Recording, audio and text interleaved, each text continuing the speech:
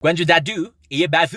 iPhone 15 Pro 1TB 的顶配比低配贵了一部小米14的顶配。作为多年的米 boy， 今天我们的视频就来看一下这台 iPhone 到底配不配，对比小米手机，它到底强在哪里，又弱在哪里呢？第一，先聊一下外观设计。我这台原色钛金属还多等了20多天才到货，不得不说，确实好看啊，质感比米14好了半台索尼，机身比小米14还要再小一圈，也轻一点，即使是柔弱的女生用起来也毫不费力。最近国产屏的进步实在是太大了 ，iPhone 在几年前的屏幕优势已经荡然无存，屏幕的边缘没有上一代那么的割手了，边框也没有以前的不锈钢那么的连指纹，手感是真天猫的棒啊！在有 Apple Care Plus 的情况下，裸奔是最好的选择。外观设计上，总的来说，苹果非常创新的让 iPhone 15 Pro 延续了14 Pro 的大部分设计，好让人能一眼认不出我这个是新款。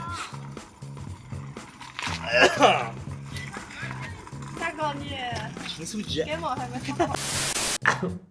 哇哦！唯一一个我认为的创新点是这个单独的操作按钮。我平时喜欢街头摄影，就把它设定为拍照。用这个按钮进相机的速度是要比从锁屏界面长按相机要快很多，街头的抓拍体验很好。第二，拍照。说到拍照，15 Pro 其实对比上一代在拍照部分几乎是没有什么提升的啊。3倍镜头的传感器尺寸依旧是不敌安卓阵营，所以日常拍摄的绝对画质比小米14其实是没有胜算的。我多给你们一点样张，从白天到黑夜，你觉得 iPhone 15好的话就扣个1，觉得小米14好的话就扣个2吧。如果要严肃创作，我会打开这个 RAW Max 的模式，拍完了再在电脑上修图。因为我的调色的风格偏重口味，所以各个参数拉的幅度都很大，最后的成片在色彩的过渡上、明暗的细节上还是可以有不错的表现。再加上快门响应很快，成片也不需要等待机内所谓的优化，预览框和成片是没有色差的。在拍照的体验上来说，我是挑不出任何的毛病啊。你可以说这台 iPhone 15 Pro 在绝对的画质上是干不过这台小米14的，但是你不能说 iPhone 15 Pro 是拍不出好照片的。第三，聊一下拍视频。iPhone 15 Pro 的3个焦段镜头直出的视频色彩，其实都会比小米14的要寡淡一些啊。虽然锐化的情况比小米柔和，但是整体的观感，特别是在小屏幕上，小米都会好很多，这一点我不接受反驳。然后两台机器的收音情况如下。你多大了？刚满18岁。那谈男朋友没有啊？没有呀，因为我刚满18岁。那如果有低于18岁的男孩子追你的话，你会同意吗？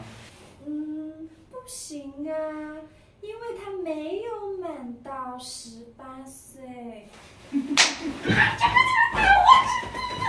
但是苹果在视频方面领先安卓阵营，我觉得主要是有3个点。第一个点就是拍视频的体验真的很丝滑，可以让我心情很愉悦的去拍摄视频，特别是从超广角到长焦的无极变焦过程，取景框的范围和白平衡不会有大幅度的跳动，画面的一致性很强，不会像安卓手机会很出戏啊。在切镜头的时候，苹果在模拟光学变焦的道路上确实是做得很到位的，再配合上 Insta360 的 Flow 来匀速变焦和稳定画面，可以很容易就实现所谓的希区柯克变焦。第二个优势就是苹果的 ProRes Log， 在不方便带相机时，我还真的用这个模式拍了一些片段，调了一下色以后，再放到我之前的评测视频里面，我估计很多人都没有看出来吧。现在的这个画面，左边是 iPhone 15 Pro， 右边是全画幅的索尼的相机啊，你们看一下。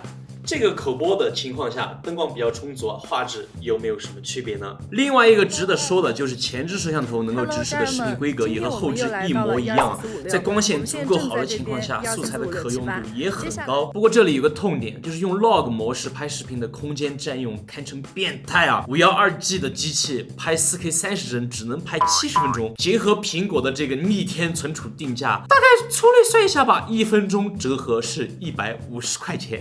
你会为了这个 log 模式而选择 Pro 吗？然后视频拍摄的第3个苹果的优势啊，这个也是会被很多人经常忽略的，那就是它的苹果软件生态。苹果真的有太多非常好用的视频拍摄类 app 了。我用的 Blackmagic Cam 也可以支持 log， 并且不会那么的占用空间。同样的 4K 30帧可以拍摄22个小时左右。我上一个它和原生相机拍摄 log 调色以后的画面对比，你看得出画质的区别吗？当然，视频拍摄还有一个非常意难平的，就是放抖。开启运动模式后，它会强制切到超广角，然后再加上裁切的幅度相当当的大，分辨率会降到 2.7K， 对比 4K 有非常明显的画质下降。既要画质又需要防抖的时候，我会用 Insta360的 Flow 来进行物理的稳定，因为这个稳定器很轻嘛，揣在衣服包里面随时展开，也不需要调频，而且它自带了三脚架和冷靴口，可以外接麦克风。在需要拍摄自己的时候，配合手势识别跟踪主体，还是可以拍出很多可用的镜头的。我建议运动模式又需要画质的时候，都搭配这种小稳定器来保证出片率。再说回系统的体验，我只能说好，但是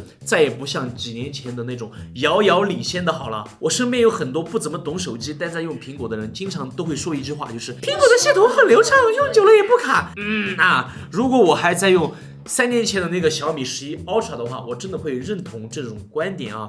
但是现在的小米升级了这个澎湃 OS 以后，我觉得苹果在流畅性上面的优势已经是荡然无存的了。不开玩笑，我在刚刚激活这个 iPhone 15 Pro 的那几天啊，在进系统的时候，我就会觉得，哇操，和我的小米的这个澎湃 OS 也太像了吧！各种滑动、打断、通知，甚至是 iPhone 的灵动岛和小米的灵动额头，也是有异曲同工之妙啊。除了某一些必须要仔细的甄别才能看出的动画细节外，大体上已经没啥区别了。这个对小米来说是一个好事情，但是对苹果来说就没有那么的乐观了。但是客观的说一下，现在的智能手机在交互上面已经很难再做出什么突破性的东西了，只有像 Vision Pro 还有快四3这样的 VR 设备才是交互设计的未来。然后再聊一下这一代的 iPhone 在我的场景使用过程当中会遇到的2个缺憾啊。第一个问题就是发热，我也不知道是为啥，这台 iPhone 15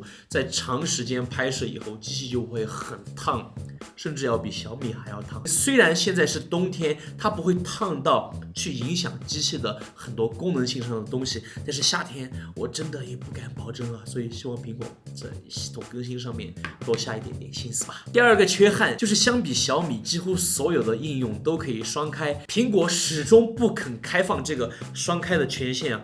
我知道他们会说，哎，我们是为了用户的隐私安全着想 ，OK， 这个我理解。但是可不可以就是在开发者模式里面给增加这一个选项，好吧？因为一旦进了开发者模式的用户，应该都是比较懂自己的需求，也可以为自己的隐私安全去负责。我觉得这个要比你直接一刀切掉，对我们这种需要这个功能的用户来说要更好一点吧。真的不开玩笑，但凡苹果可以应用双开，我也不至于这几年一直都卡死在安卓阵营。OK， 果粉到这里就可以关视频了哈。我待会儿要提一个可能会让你们高兴的点。OK， 好，最后说一下苹果的一个终极毛病，那就是屎一样的储存定价策略。正在看这个视频的你，在不吹牛的情况下，多久的收入可以买一台顶配的15 Pro 呢？打在公屏上吗？再加上今年的标准版又是公认的垃圾，苹果明摆着要逼着本不富裕的我们忍痛去买 Pro。我承认在商业上这样的定价真的很成功啊，那个股价都已经起飞了。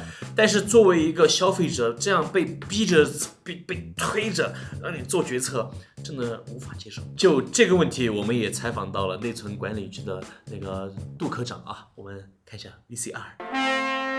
为什么苹果加存储的价格比别的厂商贵那么多呢？手机，这个呢，我们的发展的历史比较长，覆盖的范围也比较的丰富。那目前为什么苹果加存储的价格比别的厂商贵那么多呢？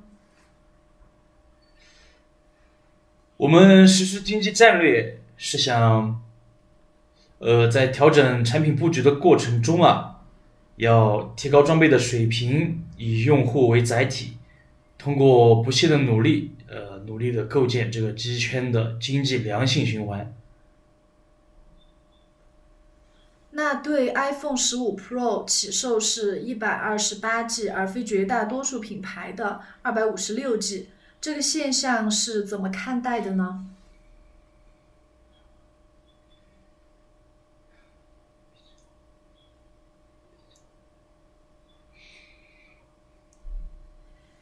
目前有些企业同样的存储方案，从盖板提升到 1TB， 比苹果便宜了80%。那么作为监管部门，您对这样的定价是怎样的一个看法？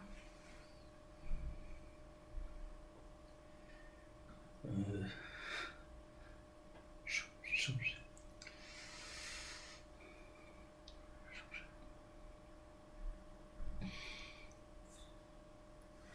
我有个高中的表弟说想分24期买 iPhone 15 Pro， 您觉得可以吗？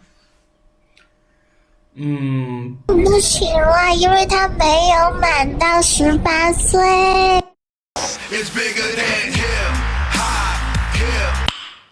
我这个人对数码产品的态度就是，你要不就是可以提升我拍视频啊、拍照的生产效率和质量的东西，只要对位了我的需求，那我就会直接下单买。还有另外一种自带巨大流量的设备啊，我大概率也是不会想太多，然后直接买来做完视频，大概率这台机器是会被卖掉的。但是当我尝试用 iPhone 的视频素材，把它加到我用相机拍摄的评测视频里面，而且效果还不错的时候，这个定价策略我们就可以放到一边。我承认我有一点动心了啊，因为我需要一台负责俯拍和平时作为相机的补充的一个器材，但是相机加上镜头，你不可能随时都把它揣在身上，所以我觉得手机啊，在这种时候扮演的角色就没有设备可以替代了。我其实也尝试过用什么小米13 Ultra、小米14和运动相机来做这个替代的备机啊，但是它们出现的画面都总是给我一股那种数码味儿，你们懂我的意思吧？